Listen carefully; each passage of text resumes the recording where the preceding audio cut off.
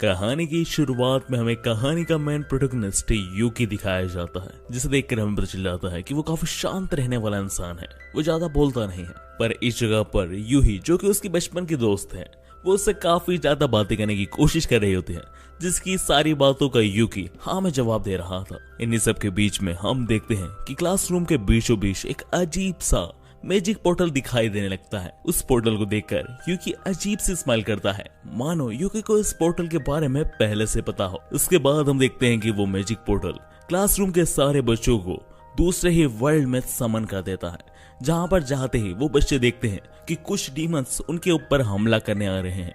पर शुरुआत में उन बच्चों को ऐसा लग रहा था कि यहाँ पर कोई मूवी की शूटिंग चल रही है, पर उन्हें कुछ समय में रियलाइज हो जाता है कि ये कोई नकली के डीमन नहीं बल्कि कि असली के डीमन है, और वो डीमंस उन्हीं की तरफ आगे बढ़ रहे हैं। यह देखते ही वो सारे स्टूडेंट्स डर कर भागना शुरू कर देते हैं, पर इस जगह पर यूकी नहीं भागता है और वो वहीं खड़ा रहता है। इसके बाद हम देखते हैं कि कुछ समय बाद यूकी के पास एक डीमन आ जाता है जो यूकी के ऊपर हमला करता है।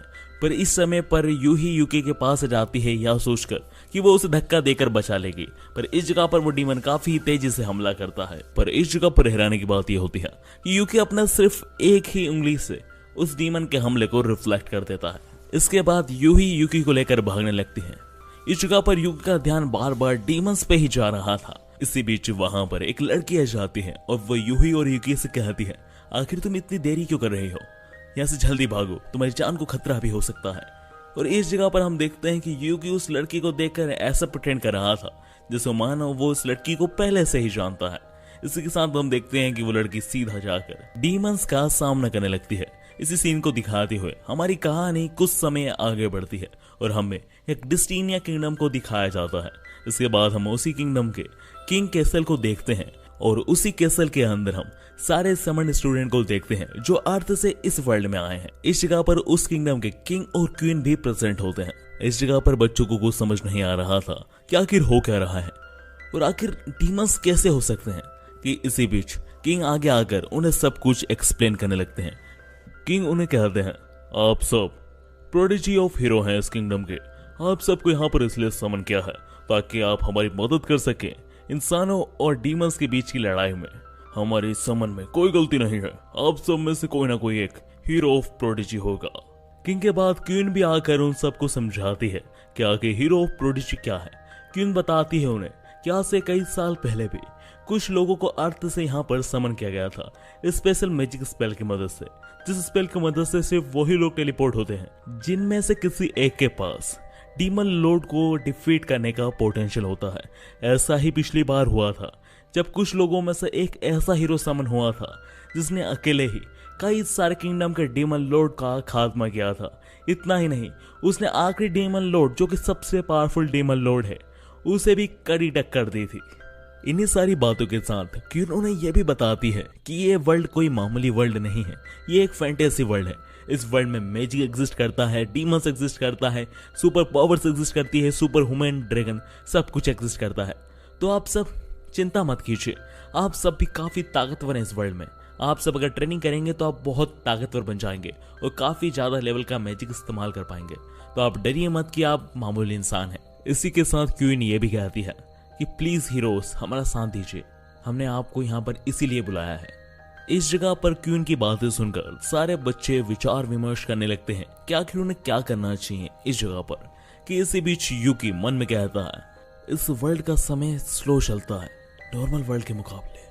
ये क्वीन और किंग तब भी थे जब मैं पहली बार यहाँ आया था। इस जगह पर यूकी क्या कह रहा है ये हमें कहानी में आगे समझ में आएगा। इसी के साथ हम देखते हैं कि सारे बच्चे क्वीन के इस बात पर मंजूर हो जाते हैं और वो उनका साथ देने के लिए तैयार हो जाते हैं डीमंस और इंसान की लड़ाई में, क्योंकि वो भी सुपर पावर्स इस्तेमाल करना चाहते थे। इसके बाद हम अगले सीन में देखते हैं कि कुछ नाइट्स मिलकर उन सारे स्टूडेंट को टीच कर रहे होते हैं ताकि वो सब अपनी पावर्स को इन्हांस करके सुपर पावर्स एक्टिवेट कर सकें। इस जगह पर हम एक लड़की को देखते हैं जिसका नाम एल्का होती है। वो सारी लड़कियों को पावर इन्हांस करना सिखा रही होती है। इधर हम यूकी को दूर से देखते हैं जो ये सब चीजें देख रहा होता है, यानी इस जगह पर यूकी ट्रेनिंग नहीं कर रहा होता है। इस जगह पर वो बस दूर से खड़ा होकर यूही की प्रोग्रेस को देख रहा होता है, जहाँ पर वो देखता है कि यूही अपने पहले ही दिन में अपनी कुछ पावर्स को एक्टिवेट कर लेती है, जहाँ पर वो फायर मैजिक का इस्तेमाल करने लगती है। यूही की प्रोग्रेस देखने के बाद यूकी वहां से जाने लगता है कि तभी रास्ते में उसे एल्का मिल जाती है, जो कि उसे डांटना शुरू कर देती है। वो यूकी से कहती है, क्या तुम पहली फाइट में मरना चाहते हो बिना ट्रेनिंग के? तुम्हें पता नहीं है कि इस वर्ल्ड में कितने डेंजरस डीमंस होते हैं, वो तुम्हें एक झटके में मार देंगे। तो अपना एटीट्यूड छोड़ो और ट्रेनिंग पे जाओ। इस जगह पर एल्का के जवाब में यूकी कहता है, एल्का मेरी बात सुनो यहाँ पर। इस जगह पर एल्का को गुस्सा आ जाता है क्योंकि यूकी उसका डायरेक्ट नाम बोल रहा है बिना परमिशन के।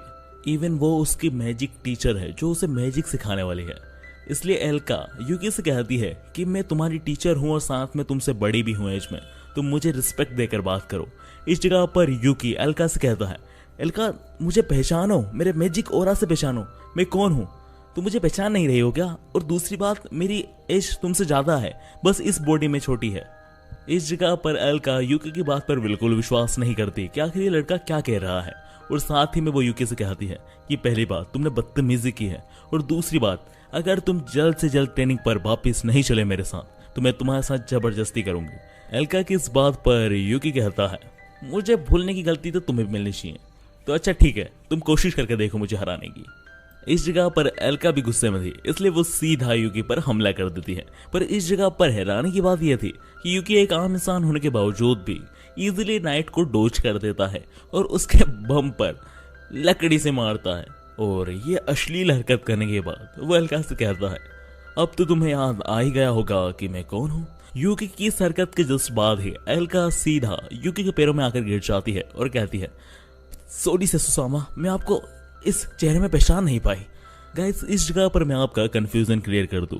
असल में यूकी वही हीरो है जिसके बारे में क्वीन बात कर रही थी, और ये वही हीरो है जो डीमन लॉर्ड से लड़ते समय मारा गया था। यानी दोस्तों, यूकी बेसिकली द लेजेंडरी हीरो का रीबॉर्न है। एंड गाइस, इससे आगे मैं कहानी में यूकी को सेसु नेम से ही प्रोनाउंस करूंगा, क्योंकि यूकी वापिस से अपनी ओल्ड लाइफ की तरह हीरो की जर्नी में वापस से निकलेगा और वहां पर उसे सब सेसु नाम से ही प्रोनाउंस करेंगे। एंड इसके बाद हम अगले सीन में देखते हैं कि सेसु एल्का के ऊपर बैठा हुआ होता है, क्योंकि एल्का चाहती थी कि वो सेसु को सर्व कर सके। खैर, इसी बीच वहां पर एक और नाइट कमांडर आ जाता है, जो एल्का की इस हालत को देखकर उससे पूछता है कि आखिर तुम ये क्या कर रही हो एल्का, तुम फर्स्ट डिवीजन कमांडर हो। इस जगह पर एल्का कहती है, ग्लेन ये सेसुसामा है, ये दूसरी बॉडी में वापिस रिबॉर्न हो चुके हैं। इस जगह पर ग्लेन को भी कुछ समझ नहीं आता। खैर, हम अगले सीन में देखते हैं कि वो दोनों सेसु को अपने तीसरे टीममेट के पास ले जाते हैं, जिसका नाम ईविया होता है, जो कि बेसिकली एक मैजिक क्राफ्टर होती है। पर जैसे ही वो उसके लैब के पास पहुंचते हैं, वैसे ईविया खुद सेसु को इस फॉर्म में देखने के बावजूद भी कह देती है, सेसुसामा आपको काफी समय लग गया। इस जगह पर सेसु बोलता है, तुम मुझे इस फॉर्म में भी पहचान पा रही हो। इस पे ईविया कहती है, आपके जितना मैजिक पावर लेवल किसी का हो सकता है क्या? मैंने आपको काफी पहले ही महसूस कर लिया था, जब शायद आप इस वर्ल्ड में टेलीपोर्ट हुए होंगे। इसके बाद हम अगले सीन में देखते हैं ईविया, एल्का और ग्लेन सेसु को सब कुछ बता देते हैं कि उसकी गैर मौजूदगी में इस वर्ल्ड में क्या क्या हुआ। वो उसे ये बताते हैं कि जब डीमन लॉर्ड और सेसु के बीच में फाइनल बैटल हुई थी, उस दौरान जब सेसु ने डीमन लॉर्ड के ऊपर एक खतरनाक हमला किया था, उसकी रेस इतनी ज्यादा थी कि कोई उसे देख नहीं पा रहा था। पर जैसे ही वह हमला खत्म हुआ, उसके बाद ना ही डीमन लॉर्ड मिला ना ही सेसु। और इस घटना के बाद चीजें बहुत पीसफुली चलने लगी थी। ना ही डीमंस हमला कर रहे थे ना ही इंसान। पर कुछ दिनों पहले डीमंस ने इंसानों के ऊपर फिर से हमला करना शुरू कर दिया। छोटे छोटे किंगडम के डीमन लॉर्ड्स फिर से इंसानों के खिलाफ हो गए। इनकी इन बातों पर सेसु ईविया, एल्का और ग्लेन से कहता है, इसके पीछे छोटे किंगडम के डीमन लॉर्ड्स नहीं है। बेसिकली मैंने छोटे किंगडम के सारे डीमन लॉर्ड्स को हराकर उन्हें लड़ाई के बारे में सब कुछ समझा दिया था, और उन्होंने हाँ करी थी कि वो लड़ाई नहीं करेंगे। और ऊपर से मैंने लड़ाई के दौरान मैंने देखा था कि जो डीमंस हमला कर रहे थे इंसान पर, उनके अंदर काफी ज्यादा कर्स मैजिक था, जैसे तोमा के अंदर है, मेन डीमन लॉर्ड के अंदर। मैं ये कह सकता हूँ कि तोमा वापस लौट आया है और वो चाहता है इंसानों और डीमंस के बीच में युद्ध। और इसी के साथ सेसु ये भी कहता है, अगर तोमा यही करना चाहता है तो एज ए हीरो मेरा ये फर्ज बनता है कि मुझे फिर से तोमा को ये करने से रोकना होगा। इस जगह पर एल्का सेसु से कहती है कि वो भी उनके साथ जाना चाहती है। इस जगह पर सेसु कहता है, नहीं नहीं एल्का, तुम यहीं पर रह के इन लोगों को ट्रेन करो। क्या पता तोमा और ताकतवर हो चुका होगा और वो मुझे हरा दे। अगर मेरे जाने के बाद कोई तो होप रहनी चाहिए इन लोगों की, इसलिए तुम यहीं रहकर इन स्टूडेंट को ट्रेन करो और इन्हें स्ट्रॉन्ग बनाओ। यहाँ पर एल्का सेसु की बात समझ आती है। इसके बाद हम अगले सीन में देखते हैं कि इविया, एल्का और ग्लेन सेसु को वहां पर ले जाते हैं जहां पर सेसु की स्वॉर्ड रखी होती है, और इसी के साथ हमें दिखाई जाती है सेसु की स्वॉर्ड जो कि काफी ही साइज में बड़ी होती है, जिसे देखकर सेसु कहता है, कैसे हो किमीमारू, काफी समय हो गया। यानी दोस्तों इस स्वॉर्ड का नाम किमीमारू है। इसी के साथ हम अगले सीन में देखते हैं कि सेसु बिना कोई समय बर्बाद किए अपनी स्वॉर्ड के मिलते ही इंसानों और डीमन के बीच में होने वाली इस लड़ाई को रोकने के लिए सेसु तोमादी डीमन लॉर्ड को ढूंढने के सफर पर निकलने ही वाला होता है कि तभी यूही उसे जाता हुआ देख लेती है, और वो सीधा यूकी के पास आकर घबराते हुए कहती है, यूकी तुम मेरे बिना कहाँ जा रहे हो। इस जगह पर यूकी यानी सेसु यूही को सब कुछ एक्सप्लेन कर देता है कि कैसे वो हीरो है जिसके बारे में क्वीन सारे स्टूडेंट्स को बता रही थी, और वो यूही को ये भी एक्सप्लेन करता है कि कैसे वो अपनी पास्ट लाइफ में मरा था और वो फिर से अर्थ पे जन्म लिया था ऐसे यूकी, और वो यूही के सवाल पे ये भी जवाब देता है कि वो असल में डीमन लॉर्ड को ढूंढने के सफर पे निकला हुआ है, क्योंकि as a hero demon lord का खात्मा कर इंसानों और डीमंस के बीच में जो कत्लेआम होने वाला है उसे रोकना उसका ही फर्ज बनता है। और इसी के साथ सेसु यूही को ये भी समझाता है कि इस समय उसके अलावा डीमन लॉर्ड और इस वॉर को रोकने वाला और कोई भी नहीं है इस वर्ल्ड में। सेसु की सारी बातें सुनकर यूही सब कुछ समझ आती है, क्योंकि उसे काफी पहले से ही लग रहा था कि यूकी यानी सेसु काफी अजीब सा बिहेव कर रहा है। पर इस जगह पर यूही सेसु से कहती है कि वो भी चाहती है कि वो उसकी मदद करे, क्योंकि वो उसकी बचपन की दोस्त है और वो भी उसकी मदद करना चाहती है। पर इस जगह पर सेसु कहता है, यूही तुम अभी काफी वीक हो, तुम्हें स्ट्रॉन्ग बनना होगा, फिर मैं पक्का तुम्हें अपने साथ ले जाऊंगा, पर इस समय मैं तुम्हारी जान को खतरे में नहीं डालना चाहता। सेसु की बात सुनकर यूही ये बात मानना तो नहीं चाहती थी, पर फिर वो सेसु की बात मान ही जाती है और सेसु से कहती है, यूकी देख लेना, एक ना एक दिन मैं भी बहुत स्ट्रॉन्ग बनूंगी और फिर मैं तुम्हारे साथ तुम्हारी जर्नी में साथ दूंगी। यूही की इस बात को सुनकर यूकी यानी सेसु स्माइल करता है और यूकी के फोरहेड पर अपनी फिंगर से एक छोटा सा हमला करता है जो यूकी को लग जाता है। इस हमले पर यूही पूछती है, यूकी ये तुमने क्यों किया।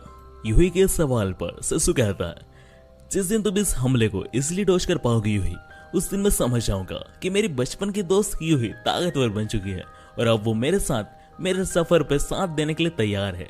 इस जगह पर यूही समझ जाती है कि उसे काफी स्ट्रॉन्ग बनना होगा ताकि वो सेसु के साथ उसके सफर में साथ दे सके। और इसी के साथ यूही, एल्का, इविया और ग्लेन को अलविदा कर सेसु अपने नए सफर पर यानी डीमन लॉर्ड को ढूंढने के रोमांचक सफर पर निकल पड़ता है। और इसी सफर के शुरुआत के साथ हमारा एपिसोड नंबर 1 समाप्त हो जाता है। एपिसोड नंबर 2 की शुरुआत होती है।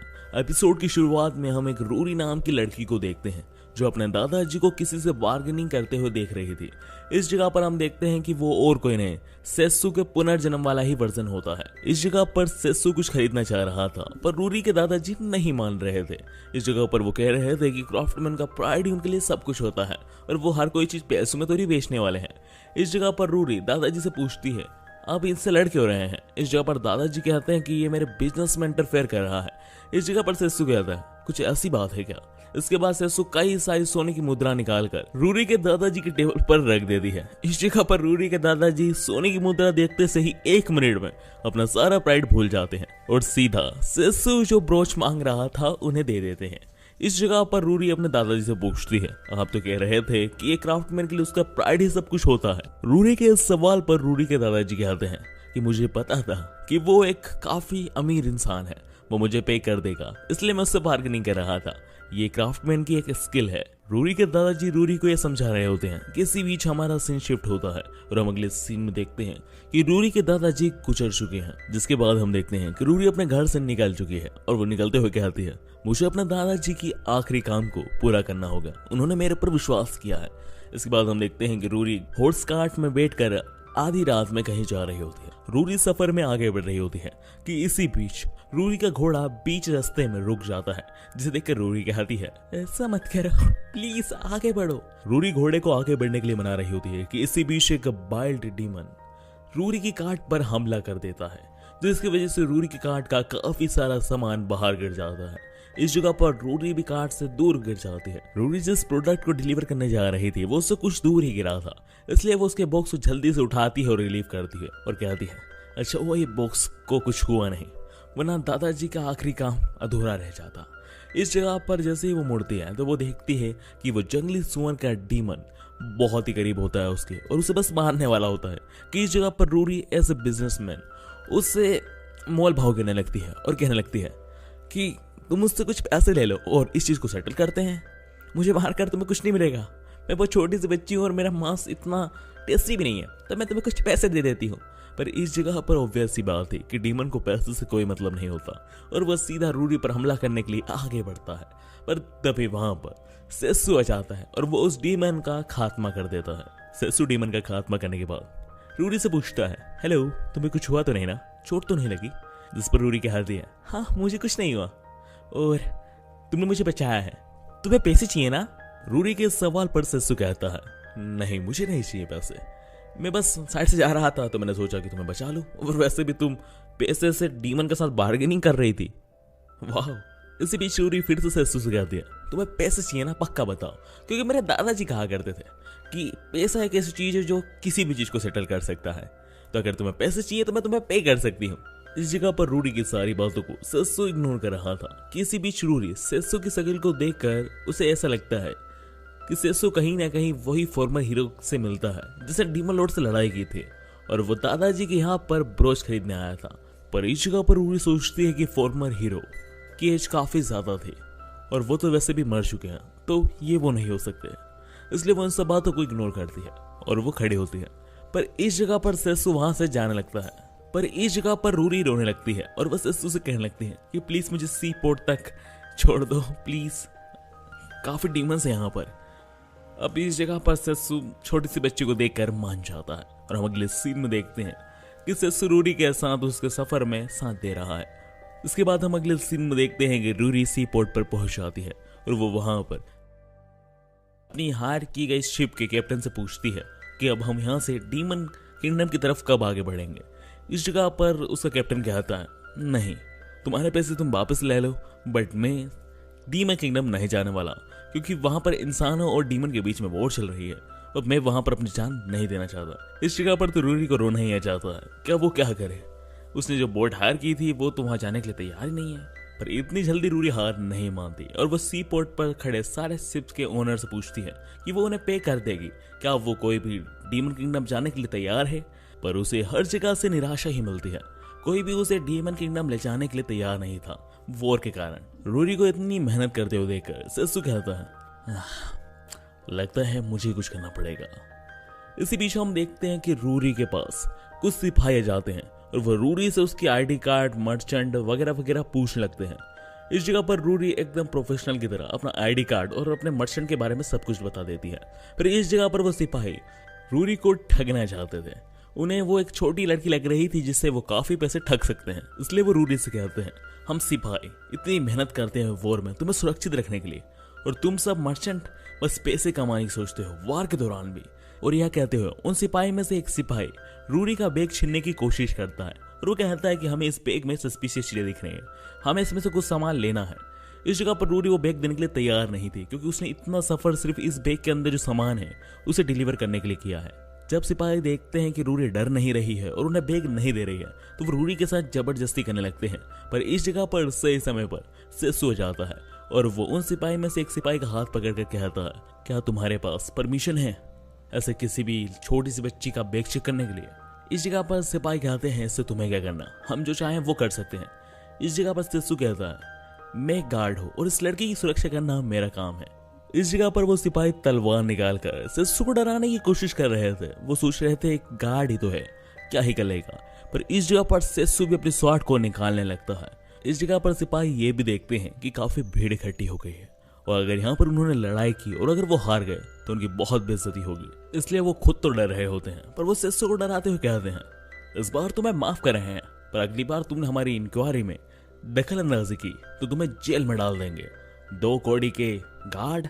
इसके बाद हमें शाम का सीन दिखाया जाता है जहां पर सेसु रूरी की शक्ल देखकर पहचान जाता है कि रूरी काफी दुखी है कि उसे कोई भी डीमन किंगडम नहीं ले जा रहा है।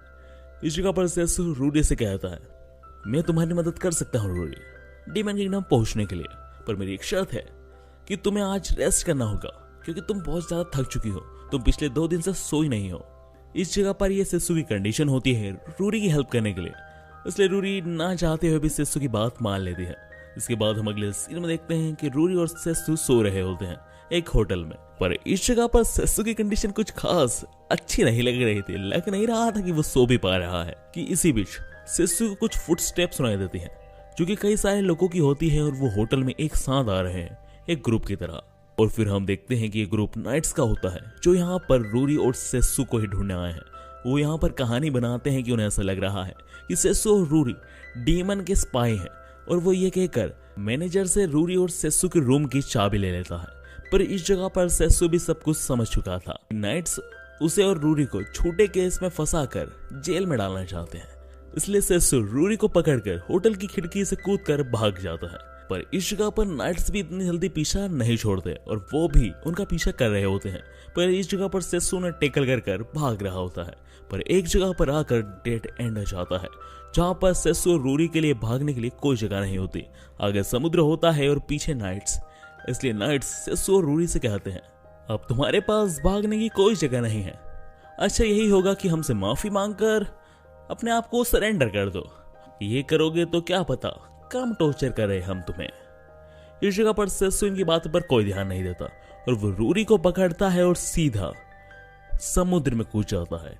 इस जगह पर रूरी को तो बहुत डर लग रहा था क्योंकि उसे अपनी मौत करीब दिख रही थी, पर इस जगह पर सेसु कहता है लिविया यही समय है। और फिर हम देखते हैं कि एक बहुत ही बड़ा सी ड्रैगन पानी में से बाहर निकलता है और सेसु और रूरी दोनों को रेस्क्यू कर लेता है। इस चीज को देखकर तो गार्ड को अपनी आंखों पर विश्वास नहीं हो रहा था और वो कहते हैं अब इस चीज को हम नाइट हेडक्वार्टर में रिपोर्ट कैसे करेंगे कि हम किसी का पीछा कर रहे थे और उसे बचाने के लिए एक सी ड्रैगन आया, हमारी नौकरी खतरे में है।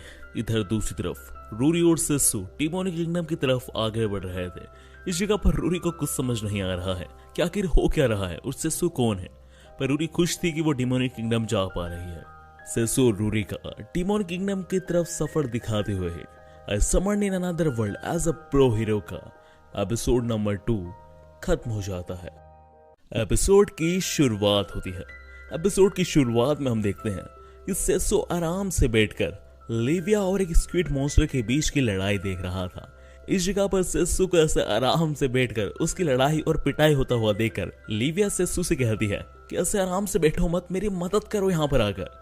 पर इस जगह पर तो सेसु कुछ मदद नहीं करता, उसे मजा आ रहा था लिविया और एक मॉन्स्टर के बीच की लड़ाई देखने में, जिस वजह से हम अगले सीन में देखते हैं कि लिविया को अकेले ही उस स्क्विड को मारना पड़ता है। इतने बड़े स्क्विड को ऐसा पड़ा हुआ देखकर रूरी पूछती है कि अब इस स्क्विड का क्या किया जाए, जिसपे लिविया कहती है कि अब मैंने इसे मार तो दिया है, अब इसकी लाश को ठिकाने लगाने का काम सेसु का है। इसलिए हम अगले सीन में देखते हैं कि सेसु उस स्क्विड के शरीर को ठिकाने लगाने की बजाय उसके शरीर को खाना बनाकर खाना शुरू कर देता है। इसी बीच लिविया और सेसु के बीच में कहासुनी हो जाती है और वो एक दूसरे के साथ बहस करना शुरू कर देते हैं। इस जगह पर लिविया को गुस्सा आ रहा था कि आखिर सेसु इतने सालों से कहां गायब हो गया था। इस जगह पर सेसु लिविया को एक्सप्लेन नहीं कर पा रहा था कि वो एक अर्थ नाम के प्लेनेट पर इतने सालों से जीवन जी रहा था। इसलिए लिविया और सेसु की बहस और भी बढ़ती जा रही थी कि इसी बीच पास के विलेज के डीमन के बच्चे आकर सेसु को समझाने लगते हैं, आप दोनों कपल्स हैं, आप दोनों को ऐसे नहीं लड़ना चाहिए। इस जगह पर सेसु उन बच्चों का मुंह बंद करने के लिए उनके मुंह में स्क्विड रोल डाल देता है, जिसे खाकर उन्हें बहुत अच्छा लगता है। इसलिए वो बच्चे सेसु से रिक्वेस्ट करने लगते हैं कि आप हमारे मॉम डैड के लिए भी ये बना सकते हैं प्लीज। इस जगह पर सेसु को तो कोई मन नहीं था, पर लिविया कहती है हाँ ये एक बावर्ची तो है, ये जरूर बनाएगा, हमारे पास बहुत सारा मीट है। इसलिए हम अगले सीन में देखते हैं कि वो सब स्क्विड की बॉडी को लेकर विलेज की तरफ आगे बढ़ रहे थे। उधर हम विलेज में देखते हैं कि काफी ज्यादा सीरियस मीटिंग हो रही थी, जहां पर वो एक स्क्विड मॉन्स्टर के बारे में बात कर रहे थे कि कैसे उस स्क्विड मॉन्स्टर की वजह से वो समुद्र किनारे पर नहीं जा पा रहे हैं और फिशिंग भी नहीं कर पा रहे, और वॉर की वजह से कोई भी मर्चेंट यहाँ पर आकर खाना नहीं बेच रहा है। अगर ऐसा ही चलता रहा तो वो जल्द ही मारे जाएंगे भूखमरी की वजह से। इसलिए वो कह रहे होते हैं कि उन्हें स्क्विड का कुछ ना कुछ तो करना होगा। इस जगह पर इन्हीं बातों के बीच में सेसु विलेज में पहुंच जाता है और वन से पूछता है क्या तुम स्क्विड रोल खाना चाहोगे?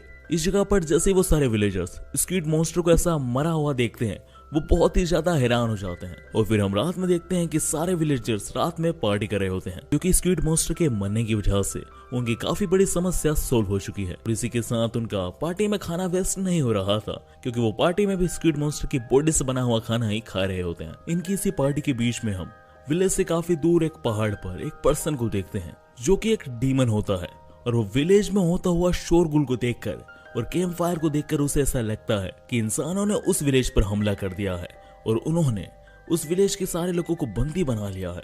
और वो धीरे धीरे कर डीमन एम्पायर में आगे बढ़ते जा रहे हैं। इसलिए वो पर्सन बिना कोई देरी करे सीधा उस विलेज की तरफ आगे बढ़ जाता है इंसानों के ऊपर हमला करने के लिए। इधर सीन फिर से विलेज वाले एरिया में आता है, जहाँ पर रूरी लिविया से पूछ रही थी कि आखिर आप सेस्तुसान को कैसे जानती हैं। इस जगह पर लिविया रूरी से कहती है कि असल में मेरे और सेसु के बीच में एक बार लड़ाई हुई थी और काफी टाइम तक चली थी।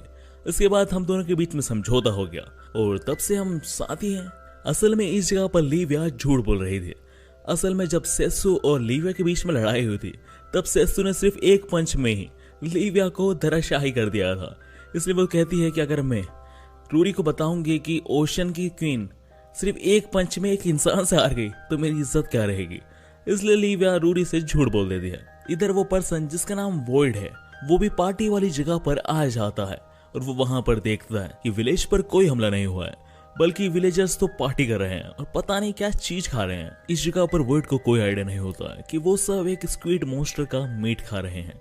इधर दूसरी तरफ सेसु ने सारे का सारा स्क्विड मॉन्स्टर का मीट बेच दिया है और दूसरी तरफ लिविया रूरी के साथ समुद्र के किनारे पर बैठी हुई होती है कि तभी वहां पर वॉइड आ जाता है, जो कि लिविया को रिस्पेक्ट देते हुए कहता है, miss Livia, the queen of ocean, अब यहाँ पर क्या कर रही हैं, और वो भी अपने इंसानी फॉर्म में। इन्हीं सब के बीच में वहां पर सेसु भी आ जाता है। सेसु को देखकर वॉइड हैरान होने के बजाय सेसु से पूछता है कि आप यहाँ क्या कर रहे हैं सेसु सामा। जिस पर सेसु कहता है कि तुमने मुझे इस फॉर्म में भी पहचान लिया, डीमन लॉर्ड के खास सोल्जर, तुम यहाँ क्या कर रहे हो? तुम्हें तो इस समय केसल में होना चाहिए, डीमन लॉर्ड के पास। इस जगह पर वॉइड सेसु को सब एक्सप्लेन करने लगता है। वो सेसु को बताता है इसका कारण ये है कि मुझे कुछ ना कुछ कर डीमन की उनकी शादी को रोकना होगा, क्योंकि उनकी एक इंसान से शादी होने वाली है और ये शादी उनकी मर्जी से नहीं हो रही है। इस जगह पर वो ये शादी सिर्फ इंसानों और डीमंस के बीच में जो लड़ाई हो रही है उसे रोकने के लिए कर रही हैं। इस जगह पर वो ये भी बताता है कि उस इंसान ने डीमन क्वीन को अपने काबू में करने के लिए उनके गले में एक नेकलेस पहनाया है, जो पूरी तरीके से कर्स्ड है, जिसकी वजह से डीमन क्वीन अब उस इंसान की ही बात मान रही है। इसलिए मैं चाह कर भी डीमन क्वीन को नहीं मना पा रहा हूँ। प्लीज मेरी मदद करो सेसु सामा और लिविया, प्लीज डीमन क्वीन को बचाने के लिए। उनने शादी के लिए हाँ इसलिए भरी थी ताकि वो इंसान और डीमन के बीच की इस लड़ाई को रोक सके, टेरोन नाम के एक इंसान से शादी कर।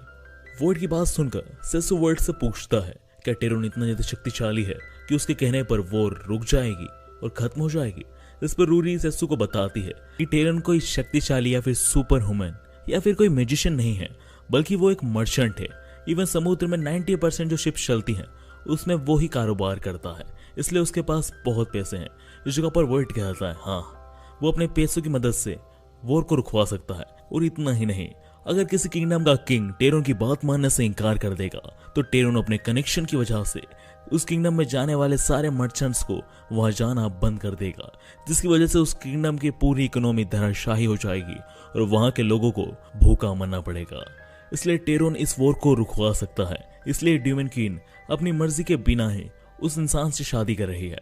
इसी के साथ सेसु को वॉइड से यह भी पता चलता है कि असल में इंसानों ने वॉइड के ऊपर पहले हमला किया, पर वहीं इंसानों के पर्सपेक्टिव से तो डीमंस ने इंसानों के ऊपर पहले हमला किया। इस जगह पर सेसु समझ जाता है कि कोई ना कोई तो है जो अपने फायदे के लिए डीमन और इंसान के बीच में वॉर करा रहा है। इसी के साथ सेसु को लिविया से ये भी पता चलता है कि असल में डीमन क्वीन ये सब सेक्रीफाइस इसलिए कर रही है कि जब पिछली बार सेसु और डीमन लॉर्ड के बीच में लड़ाई हुई थी, तब वहां पर एक कंडीशन हुई थी कि जब भी लड़ाई होगी तो वो डीमन लॉर्ड और हीरो के बीच में होगी, कभी भी वॉर नहीं होगी, क्योंकि इसकी वजह से डीमन और इंसान दोनों को ही सिर्फ दो लोगों की लड़ाई की वजह से खून बहाना पड़ता है। इस बात पर डीमन लॉर्ड ने सेसु को वादा कर दिया था कि लड़ाई होगी तो सिर्फ डीमन लॉर्ड और हीरो के बीच में, कभी भी वॉर नहीं होगी। और बस इसी प्रॉमिस को बरकरार रखने के लिए डीमन क्वीन ये सेक्रीफाइस दे रही है ताकि लड़ाई ना हो। इस जगह पर सेसु लिविया की ये सारी बातें सुनकर पूरा हैरान हो जाता है कि डीमंस भी अपने वादे के इतने पक्के होते हैं।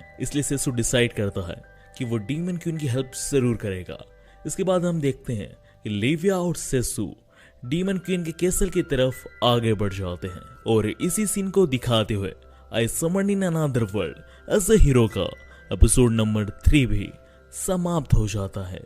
आई summon in another world as a hero का एपिसोड नंबर 4 की शुरुआत होती है। एपिसोड की शुरुआत में हमें पास्ट का सीन दिखाया जा रहा था जहां पर डीमन क्वीन और सेसु के बीच में लड़ाई चल रही थी, पर सेसु काफी ज्यादा पावरफुल होने की वजह से काफी इजीली डीमन क्वीन को हरा देता है। सेसु डीमन क्वीन को हराने के बावजूद भी डीमन क्वीन के किंगडम पर कब्जा नहीं करता और न ही इंसानों द्वारा डीमन क्वीन के किंगडम के किसी भी इंसान को मारा जाता है। इवन सेसु डीमन क्वीन को हराने के बावजूद भी डीमन क्वीन से बहुत ही पोलाइटली एक रिक्वेस्ट करता है, डीमन क्वीन मैंने यहाँ पर हमला इसलिए किया था बस मैं आपको ये बताने के लिए कि आप मेरी बात पर ध्यान दें।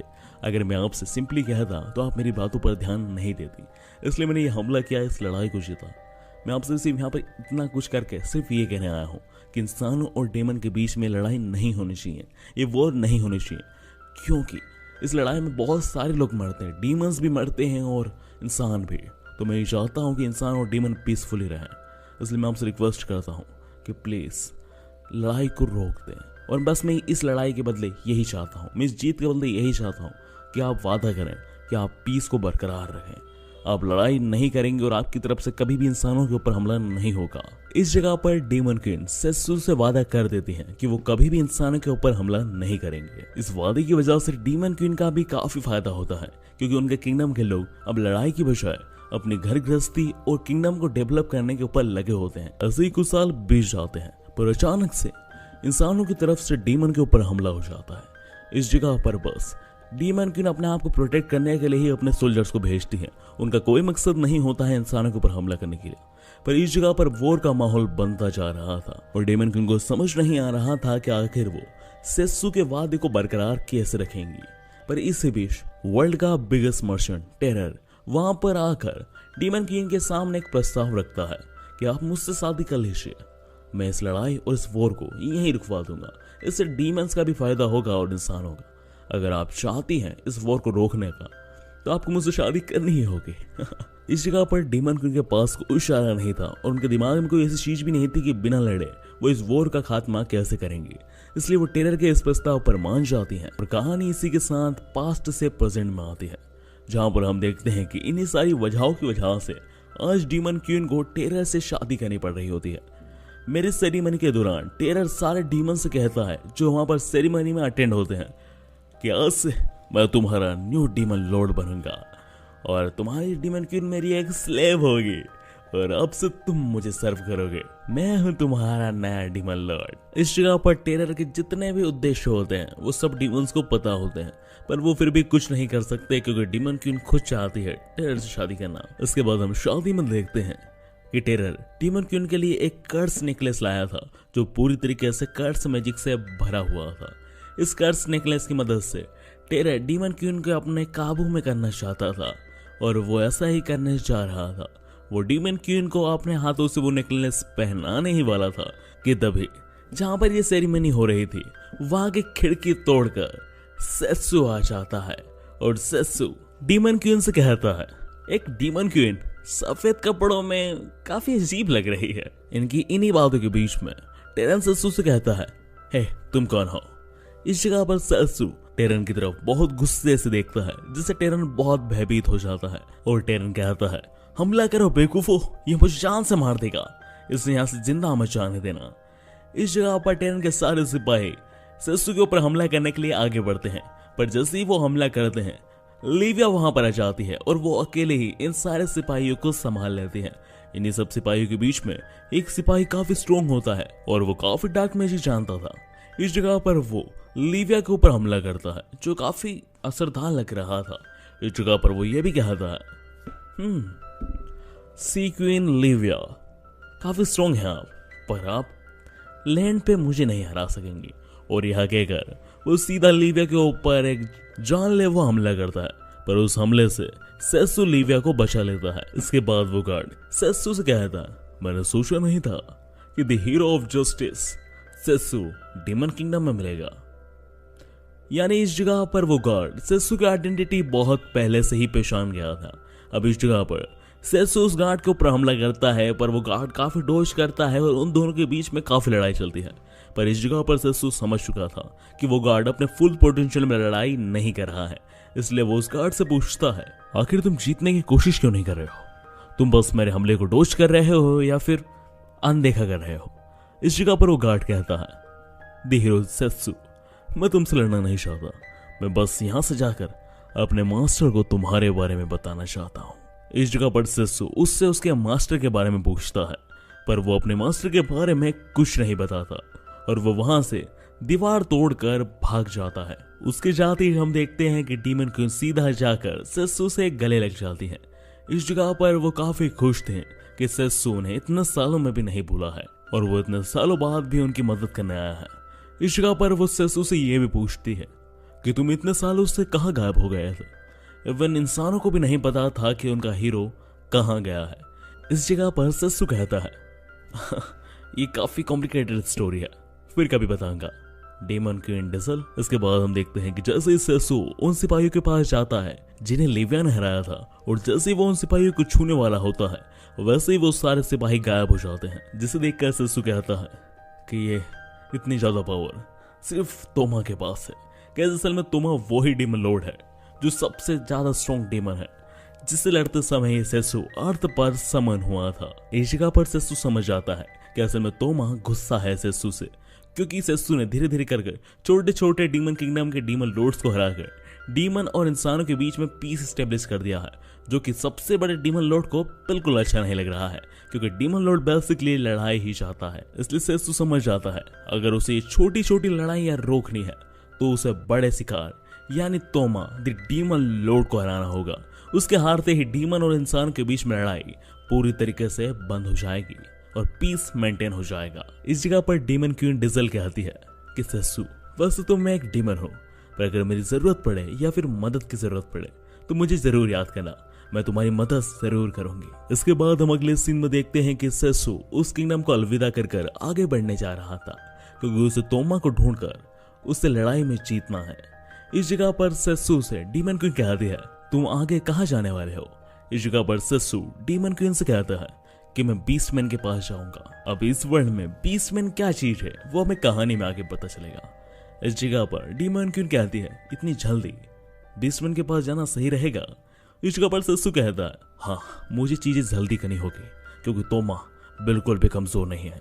पिछली बार अपना फुल पोटेंशियल यूज करने के बाद भी मैं तोमा को नहीं हरा पाया था। इस जगह पर डीमन क्वीन समझ जाती है कि सेत्सु किसी भी हालत में इंसानों और डीमन के बीच की इस वॉर को रोकना चाहता है, भले ही उसको इसके लिए दुनिया के सबसे स्ट्रॉन्गेस्ट डीमन लॉर्ड तोमा का ही सामना क्यों ना करना पड़े। इसके बाद डीमन क्वीन सेत्सु से अपनी जर्नी के लिए बेस्ट ऑफ लक कहती है। इसी बीच हमें यह भी पता चलता है कि रूरी सेत्सु की मदद से डीमन क्वीन को उनका ब्रोच डिलीवर कर देती है और वो अपने दादाजी का आखिरी वर्क भी प्रॉपर्ली कंप्लीट कर देती है सेत्सु की हेल्प से। सेत्सु की जर्नी पे जाने से पहले वॉइड सेत्सु से कहता है, दोस्त अगर तुम्हारी इस जर्नी में हम कुछ मदद कर पाए तो जरूर बताना, तुमने हमारी बहुत मदद की है। वॉइड की इन्हीं शब्दों के साथ सेत्सु और लिविया अपने डीमन लॉर्ड तोमा को ढूंढने के सफर पर आगे बढ़ जाते हैं। इसके बाद हमारी कहानी भूतकाल में जाती है अर्थ में, जहां पर हम देखते हैं कि यूकी और यूही को, जो काफी छोटे होते हैं। शुरुआत में यूही को यूकी काफी रूड लग रहा था, क्योंकि वो काफी साइलेंट और कम बोलने वाला ही इंसान होता है बचपन में, और वो जल्दी किसी के साथ खेलना पसंद नहीं करता। पर जैसे जैसे समय बीतता है यूही को पता चलता है कि यूकी बहुत काइंड हार्टेड है, क्योंकि यूही की बहुत मदद करता है पढ़ाई में, खेलने में, और उसे प्रोटेक्ट भी करता है। इसी के साथ काफी समय आगे बढ़ता है और हम देखते हैं कि यूही और यूकी हाई स्कूल में जाने जितने बड़े हो जाते हैं। इसी के साथ हमें यह भी पता चलता है कि यूकी अपने पहले ही अटेम्प्ट में जापान के काफी पॉपुलर हाई स्कूल में एडमिशन ले लेता है। पर इस जगह पर यूही भी यूकी के साथ जाना चाहती थी, पर यूही के लिए काफी मुश्किल था जापान के इतने पॉपुलर हाई स्कूल में एक बार में पास होना, या फिर अगर वो 10 बार भी ट्राई करेगी तो उसका पास होना नेक्स्ट टू इम्पॉसिबल था। पर वो यूकी के साथ पढ़ने के लिए डेडिकेटेड होती है और वो बहुत मेहनत करती है ताकि वो यूकी के साथ पढ़ सके। पर बहुत ज्यादा मेहनत करने के बावजूद भी यूकी इतने नंबर अचीव नहीं कर पाती एंट्रेंस एग्जाम में कि वो यूकी के साथ उसके हाई स्कूल में एडमिशन ले ले। यूही अपनी मार्कशीट को देखकर बहुत ही ज्यादा हताश होती है कि उसने इतनी मेहनत करी, फिर भी वो यूकी के लेवल के पास भी नहीं पहुंच पाई। अब इस जगह पर वैसे उदास खड़ी ही होती है कि तभी उसके पास 3 स्ट्रीट बॉयज आते हैं जो उसके साथ छेड़खानी करने लगते हैं। इस जगह पर यूही वहां से भागने की कोशिश करती है, पर वो उसे जाने नहीं दे रहे थे कि इसी बीच वहां पर यूकी आ जाता है और वो उन स्ट्रीट बॉयज से कहता है, ये मेरी दोस्त है, अच्छा होगा कि तुम इससे दूर रहो, वरना मैं पुलिस को कॉल कर दूंगा। पुलिस का नाम सुनते से ही वो स्ट्रीट बॉयज वहां से भाग जाते हैं। इसी के साथ यूकी को यूही से ये भी पता चलता है कि आखिर यूही कितनी मेहनत कर रही है एक हाई स्कूल में एंट्रेंस एग्जाम लेने के लिए जिसमें वो पढ़ता है। इस जगह पर यूकी यूही से कहता है, तुम चिंता मत करो, इस बार के एंट्रेंस एग्जाम में मैं तुम्हें पढ़ाऊंगा, तुम पक्का पास हो जाओगी। पर हाँ, याद रखना, मैं तुम्हारे साथ इजी नहीं रहूंगा, काफी शक्ति बरतने वाला हूं, तो ये मत समझना कि तुम्हारा दोस्त तुम्हें इजी फीजी रहेगा।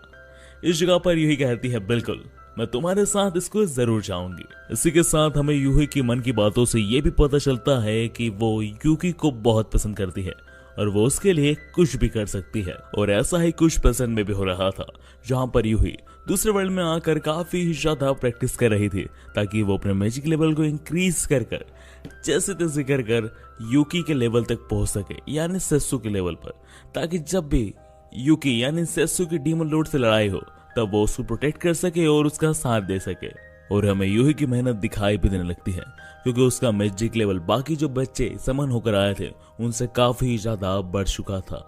इतना ही नहीं, वो अब एक एक कर डीमंस को भी मारना शुरू करती थी, पर शुरुआत में वो डीमंस को मारने में डर रही थी, वो किसी को भी जान से नहीं मारना चाहती थी।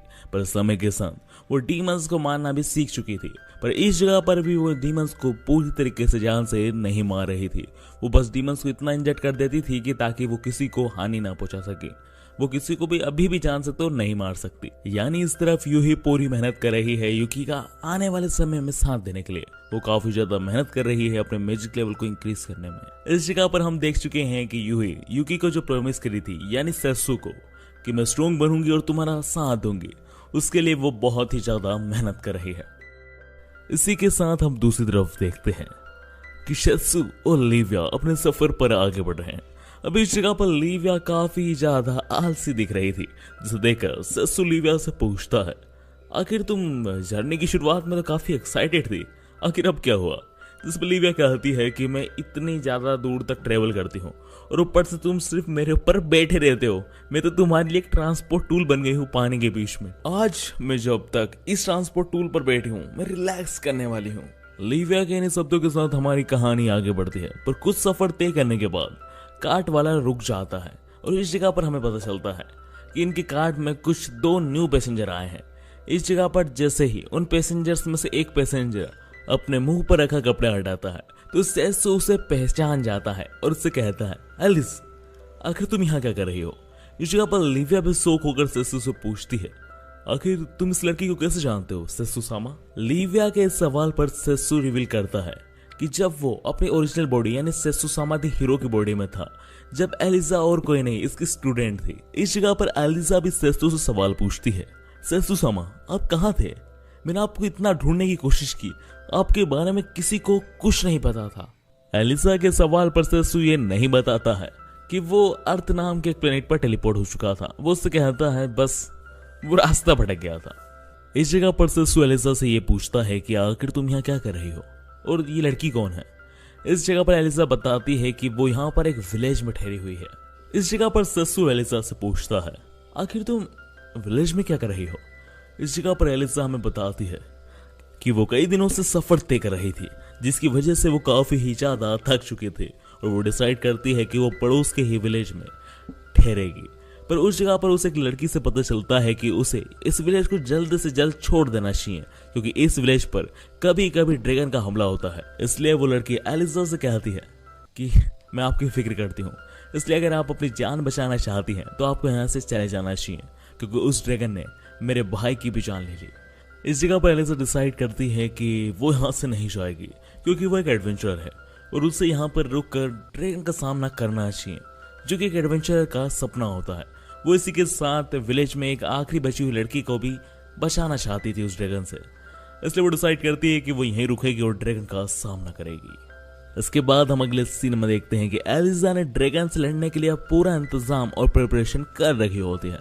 इस जगह पर एलिजा के साथ वो लड़की भी होती है, जिसे देखकर एलिजा उस लड़की से कहती है कि तुम्हें यहाँ से जाना चाहिए, क्योंकि अगर ड्रैगन और मेरे बीच में जब लड़ाई होगी तब तुम चोटिल हो सकते हो। इस जगह पर हैरानी की बात यह थी कि एलिजा के एक बार कहने पर ही वो लड़की वहां से जाने के लिए तैयार हो जाती है और वो वहां से चली जाती है। उस लड़की के जाने के कुछ समय बाद हम देखते हैं कि ड्रैगन एलिजा के मुताबिक एलिजा के ऊपर ही हमला कर देता है।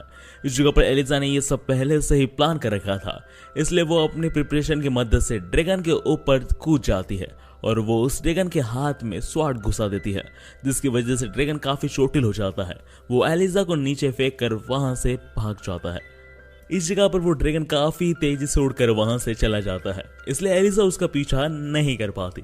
इसके बाद एलिजा विलेज में वापस लौटती है, जहां पर एज एक्सपेक्टेड वहां पर कोई विलेजर्स नहीं होता है एक्सेप्ट आमेल के। पर इस जगह पर जैसे ही एलिजा आमेल को देखती है तो वो देखती है कि आमेल बहुत डरी हुई है। ऐसा लग रहा था कि ड्रैगन से आमेल काफी ज्यादा डरती है और उससे काफी भयभीत है। इसके बाद हमारी कहानी प्रेजेंट में आती है, जहां पर सेसु एलिजा की सारी बातें सुनकर एलिजा से कहता है, एलिजा सबसे पहली बात तो इस वर्ल्ड में ऐसा कोई ड्रैगन नहीं है जो एक साथ इतने सारे इंसानों को खा सके, और अगर वो खा सकता हो या फिर उसे मैंने नहीं देखा हो जब मैं इस वर्ल्ड में एग्जिस्ट करता था, तब भी उसकी डेड बॉडी तो मिलेगी। ड्रैगन पूरी तरीके से किसी भी इंसान को नहीं खाते। इसके पीछे जरूर कोई ना कोई डीमन है जो लोगों को टेलीपोर्ट करके कहीं ले जा रहा है और वहां पर उनको मार रहा है या फिर कुछ कर रहा है, पर ये ड्रैगन का काम नहीं है।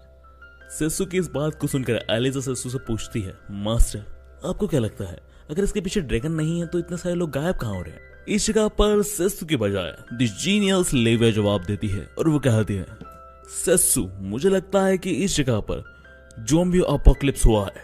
इन सब के पीछे ज़ॉम्बीज हैं, वही इंसानों को गायब करके ज़ॉम्बी बना रहे हैं। अब लिविया के जवाब पर सेसु कहता है, अगर ज़ॉम्बी ये सब कर रहे हैं तो ज़ॉम्बी कहाँ है लिविया? अब लिविया कहती है, वो एयर ज़ॉम्बी होंगे जो हवा में गायब हो जाते होंगे। लिविया के इस जवाब पर सेसु कोई जवाब नहीं देता और वो कुछ सोच रहा होता है मन में। असल में वो कड़ियां और कहानी सुनकर ये समझना चाह रहा था कि आखिर असल में कौन है जो विलेजर्स के साथ ये कर रहा है। कुछ देर सोचने के बाद वो एलिजा से कहता है, एलिजा तुम्हें सुनकर अजीब लगेगा, बट वो ड्रैगन और ये विलेजर्स के पीछे जो कुछ हो रहा है वो और कोई नहीं, तुम्हारी ये दोस्त आमेल है जिसके साथ तुम ये सफर तय कर रहे हो। सेसु की इन बातों को सुनकर आमिन कहती है, आप ये क्या कह रहे हैं? मैं तो खुद उस विलेज की विलेजर हूँ, आखिर मैं ये सब क्यों करूंगी? और पहली बात तो मैं ड्रैगन कैसे हो सकती हूँ? इस जगह पर सेसु आमिन से कहता है, अब ये सब बहाने मानना सही नहीं है ड्रैगन। अब ये बताओ मुझे इस चीज का जवाब दो कि जब भी ड्रैगन आता है तुम वहां क्यों नहीं होते हो? दूसरी बात, ड्रैगन ने पूरे विलेज में सारे विलेजर्स को उठा ले गया सिवाय तुम्हें छोड़कर। एलिजा से आने से पहले तुम सरवाइव कैसे कर रही थी अगर तुम ड्रैगन से इतना लड़ती हो और तुम्हें लड़ाई करना बिल्कुल भी नहीं आता? और दूसरी बात, जब से तुम आई हो मैं देख रहा हूं तुम लिविया की तरफ अजीब नजरों से देख रही हो, जिसे मानो तुम्हें पता है कि वो कोई इंसान नहीं, वो सी मॉन्स्टर है। इवन लिविया इतनी ज्यादा शातिर है अपनी बॉडी को ट्रांसफॉर्म करने के लिए कि कोई पहचान ही नहीं सकता कि वो एक मॉन्स्टर है या फिर एक डीमन है। तो तुम्हें कैसे पता लगने लगा कि वो एक मॉन्स्टर है? क्योंकि तुम खुद एक मॉन्स्टर हो। अब बाहर आ जाओ ड्रैगन, बहुत हुआ। सेसु की इन सारी बातों को सुनकर आमेन क्रीपी से स्माइल करती है और कहती है, लिविया की वजह से तुम्हें कंफर्म हो ही गया कि मैं एक मॉन्स्टर हूं। अब मुझे नहीं लगता कि मुझे छुपाने की कोई जरूरत है। और जैसे ही आमिन ये कहती है वो अपने ड्रैगन फॉर्म में बदलने लगती है। हम देखते हैं कि उसकी आंखें काफी ज्यादा लाल होती हैं और वो कुछ ही देर में पूरी तरीके से ड्रैगन में बदल जाती है। एक ड्रैगन को अपनी कार्ट के पास देखकर कार्ट ड्राइवर तो सीधा वहां से भाग जाता है, पर अब इस जगह पर सेसु, लिविया और एलिजा बचे हुए थे। आमेन के ड्रैगन बनते ही लिविया और सेसु से हराने के लिए तैयार हो जाते हैं। पर इस जगह पर एलिजा को तो विश्वास ही नहीं हो रहा था कि जिस लड़की को बचाने में उसने पिछले 6 महीने बर्बाद किए वो असल में उसे झूठ बोल रही थी और वो बस मासूम बनने का ढोंग कर रही थी, इसलिए वो इन सब चीजों से उभर ही नहीं पा रही थी। पर एलिजा सेसु के कहने पर लड़ाई में उतर जाती है। वो सीधा ड्रैगन के सिर पर कूदती है और उसके सिर में स्वॉर्ड घुसा देती है। इस जगह पर जैसे ही स्वॉर्ड घुसती है वो ड्रैगन एक लाइट के बीम में बदल जाता है और वो वहां से गायब हो जाती है। इस जगह पर सेसु, लिविया और एलिजा को ऐसा लगता है कि आमेन मर चुकी है। ड्रैगन का खात्मा होने के बाद सेसो और लिविया अपने सफर में आगे बढ़ जाते हैं और वहीं दूसरी तरफ एलिजा वापस अपना सामान लेने के लिए विलेज में आती है। वो विलेज में आकर उसी घर में जाती है जहां पर वो और आमिन एक साथ रहा करते थे। वो उस घर को छोड़कर अपने नए एडवेंचर पर निकलने से पहले याद करती है कि कैसे वो और आमिन इस घर में अपने पिछले 6 महीने बिताए थे और काफी नई नई यादें बनाए थे। उसे बिल्कुल विश्वास नहीं हो रहा कि आमिन जैसी इनोसेंट लड़की इतनी चालाक हो सकती है। अब वो यह सब सोच रही होती है कि इसी बीच उसके पीछे आमिन आ जाती है। इसका मतलब आमिन वहां पर मरी नहीं थी, वो सब उसका दिखावा था। एलिजा आमिन को देखकर पूरी तरीके से हैरान हो जाती है कि आखिर तुम मुझसे इवन सेसो से बच कैसे गई। इस जगह पर आमिन हंसते कहती है मेरा टेलीपोर्टेशन मैजिक इस वर्ल्ड का सबसे स्ट्रॉन्गेस्ट टेलीपोर्टेशन मैजिक है, इसे सेसो भी पता नहीं कर सकता। इसी बीच एलिजा आमिन से पूछती है कि आखिर तुमने इतने सारे विलेजर्स का क्या किया। इस जगह पर आमिन बताती है कि तुम्हें क्या लगता है कि वॉर में जो इंसानों के ऊपर डीमंस ने हमला किया है वो किसके हैं? वो इसी विलेज के विलेजर्स हैं जिन्हें मैंने डीमन बनाया है, और जो इंसानों ने डीमंस के ऊपर हमला किया है वो भी इसी विलेज के विलेजर हैं जिनसे मैंने हमला करवाया है। ये जो इंसानों और डीमंस के बीच में जो वर्ल्ड वॉर हो रही है वो और किसी ने नहीं, मैंने करवाई है अपने मास्टर द लॉर्ड तोमा के कहने पर। तोमा का नाम सुनते से ही कि तोमा अभी भी जिंदा है, एलिजा पूरी तरीके से डर जाती है। एलिजा को ऐसे भयभीत दिखाते हुए I summon in another world as a hero का एपिसोड नंबर 6 भी समाप्त हो जाता है।